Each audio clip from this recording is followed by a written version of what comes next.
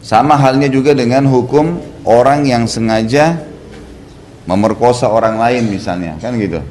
Yang diperkosa bebas hukum, yang memerkosa itu bisa mendapatkan kisos tuh. Kisosnya di sini bukan hanya sekedar dirajam. Orang kalau berzina suka sama suka dirajam. Kalau ini memang bisa dipenggal lehernya karena sudah buat kerusakan. Orang yang sodomi, yang homoseksual, gitu kan, dengan sistem perkosa, kalau dia suka sama suka, hukumnya berat. Dilempar dari tempat yang tinggi, tertinggi dari sebuah wilayah, kemudian dirajam dengan batu. Itu orang homoseksual dan lesbian, berat sekali hukumannya. Tapi kalau ada orang memerkosa dengan sistem sodomi, gitu kan, homoseksual, itu lebih berat lagi hukumannya. Jadi ditusuk dengan besi panas dari duburnya, ditembuskan ke perutnya, ke mulutnya. Ya. Ini menandakan memang tidak boleh main-main dengan hukum itu. Berarti homoseksual, lesbian, zina, ini bukan hal yang ringan, tidak boleh main-main di situ. Tidak boleh main-main, tidak boleh coba-coba, nggak boleh menyerupai, nggak bisa. Kata Nabi SAW, Allah melaknat laki-laki yang menyerupai perempuan, perempuan yang menyerupai laki-laki. Nggak bisa, nggak ada toleransi, nggak bisa main-main di soal seperti itu. Hukumannya berat, bahkan Allah menghancurkan kaum Lut, kita tahu di balik negerinya dan dihancurkan gara-gara itu. Makanya ibu-ibu hati-hati, jangan pernah membuka pintu untuk anak-anak di sini.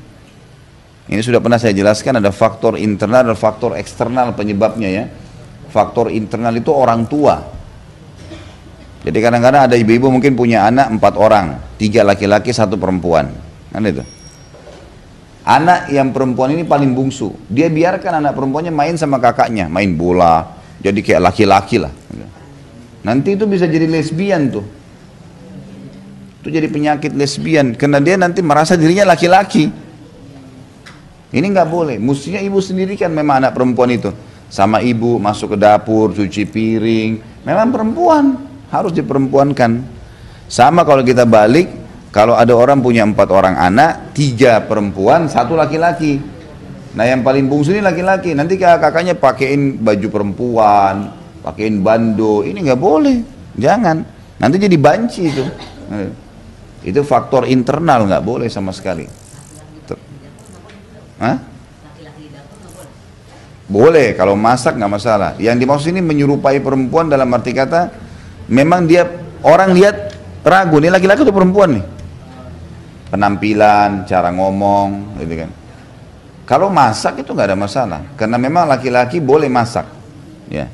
Di Saudi itu hampir seluruh Saudi semua laki-lakinya bisa masak, karena mereka memang setiap malam Jumat, yang perempuan ngumpul sama perempuan, yang laki-laki ngumpul sama laki-laki, lalu mereka masak-masak di pinggir pantai, mereka itu biasa, gitu.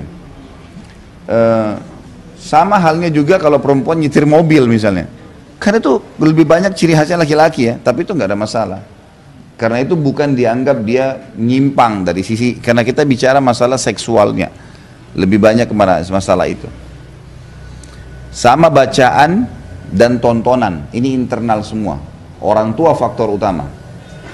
Nggak boleh sama sekali menyalahgunakan ini, karena ini bahaya, hukumannya berat. Di Indonesia ini kita menjadikan banci-banci ini seperti kalau idola sudah lebih parah. Biasanya kita jadikan bahan lelucon, tertawaan, itu kan. Oh nggak apa-apa nih kalau ada lucu nih, buat apa, itu nggak boleh sama sekali nggak. Ini di zaman Nabi SAW diusir dari Madinah. Pernah Nabi SAW dapat ada banci lagi duduk sama sahabat laki-laki, karena ini rupanya si banci suka nih sahabat laki-laki, maka dia mau mancing supaya sahabat ini mau sama dia, tapi dia bingung caranya gimana. Maka dia tahu sahabat ini suka dengan wanita yang badannya gemuk, gitu.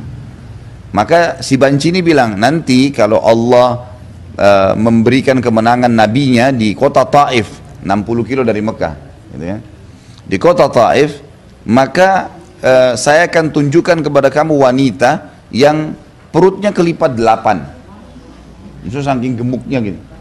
Dia hanya ingin nyari.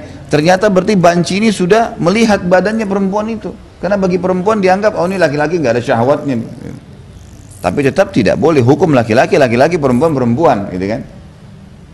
Waktu Nabi SAW dengar, lihat orang itu, lihat. Nabi tidak dengar nih apa yang dibahasakan dia. Dia nanti sahabat yang ceritain gitu kan. Kata Nabi SAW, begitu lihat orang ini, keluarkan orang ini dari Madinah. Nggak boleh tinggal di tengah-tengah orang beriman.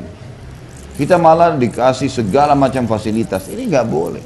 Bisa demo, bisa buat macam-macam di pinggir jalan, mereka melakukan perbuatan kaum Lut. Ini kalau datang hukumannya Allah bahaya. Bisa menimpa kita semua, naudzubillah gitu. Jadi tidak boleh. Ini semua termasuk ya.